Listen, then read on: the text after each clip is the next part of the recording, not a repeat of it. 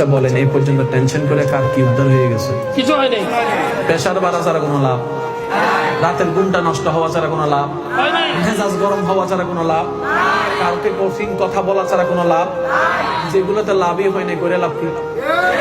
অনেকে তো টেনশন করতে করতে কালা চুল সাদা হয়ে গেছে। লাভটা কি? লাভের লাভ তো কিছু হয় নাই। তো যেহেতু আপনি আমি ভাবলো কোনো কিছু পরিবর্তন হওয়ার নয়, যতক্ষণ না আল্লাহ চাইবে, তা আল্লাহও চাওয়ার জন্য একটু রাস্তা তো করতে হবে, আমাদের দায়িত্ব আছে না? আল্লাহ তাআলা বলে যে একটা কাজ করো, বিপদে আপদে মুসিবতে পছন্দের অপছন্দের যেমনই হোক, খুশি মনে কোন আপত্তি ছাড়া আমি আল্লাহর উপর ধৈর্য ধারণ করে শুকরিয়া করতে থাকো। কি চাস তুই বান্দা? তার চেয়ে আমি 1000 গুণ বেশি তোকে রাস্তা সহজ করে দিব। জান্নাতের যুবকের সর্দার দুইজনের মধ্যে একজন হচ্ছে ইমাম হুসাইন। মাইকের আওয়াজ যতটুকু যাচ্ছে আমার বোনেরাও যদি শুনে থাকেন আওয়াজটা একটু শুনেন।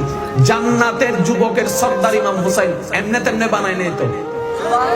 আল্লাহ তাআলা বলছেন ইমাম হুসাইনকে জান্নাতের যুবকের সর্দার এমনি বানায় নাই, এত বড় পজিশন এমনি দিই নাই, কোয়ালিটিও আছে, দয়া তো আছে, কোয়ালিটিও আছে। আল্লাহ তাআলা বলে ইমাম হুসাইনকে দেখ, নিজের 6 মাসের বাচ্চা তীরে বিদীর্ণ হয়েছে দেহ, তারপরও আমি আল্লাহর প্রতি একটু আক্ষেপ একটু অভিযোগ জানাই নাই, তারপরও শুকরিয়া জানাচ্ছি। জগৎ পানি বন্ধ করে দিয়েছে, বুক তৃষ্ণায় ফেটে যাচ্ছে, পরিবারের সবাই হাহাকার করছে, তারপর হাজার মানুষ কথা বলার পরও আমার হুসাইন একবারও আমার প্রতি আপত্তি জানায় নাই, বিরোধ জানায় নাই, কষ্ট জানায় নাই, তারপরও বলছে আলহামদুলিল্লাহ।